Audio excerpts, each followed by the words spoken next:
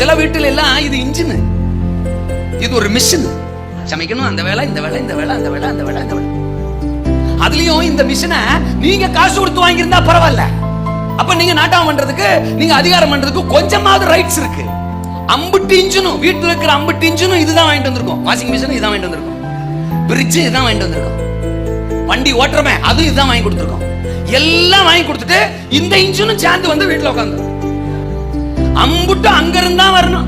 Washing machine அங்க இருந்தா வரணும், ரெஃப்ரிஜரேட்டர் அங்க இருந்தா வரணும். இன்னொரு கோணத்துல சொல்லவா, ஒரு வாஷிங் மிஷின் கூட சொந்தமா வாங்க வக்கல்ல கல்யாணம்.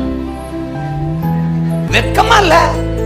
இந்த மேசையை வச்சிருக்கிறோமே, ஏங்க நாம் ஆராதிக்கிற ஒரு கர்த்தர், நான் கிறிஸ்துவின் சாயலின்படி உண்டாக்கப்பட்டிருக்கிறேன், எனக்கு பேரு புருஷன், எனக்கு சத்தியம் இருக்கு. இதெல்லாம் தாண்டி இம்புட்டு அங்க இருந்துதான் வரணும்.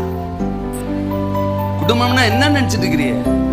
எல்லாம் பண்ணுவோம், ஞாயிற்றுக்கிழமை வந்து ஒரு பாட்டு பாடிட்டு ஆவியானவர் அப்படியே இறங்கி நம்மளை ஆசீர்வச்சிடணும். அதுதான் குடும்பமா? சரி பண்ண வேண்டியது எல்லாம் சரி பண்ணணும். ஆமெனா? அதுவும் ஒரு மனுஷி, அதுவும் ஒரு பாத்திரம், அதுக்கும் மனசு இருக்கும், இருதயம் இருக்கு.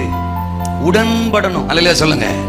அவங்க பலவீனத்தோட நீங்க உடன்படணும், உங்க பலவீனத்தோட அவங்க உடன்படணும். தோத்திரம்.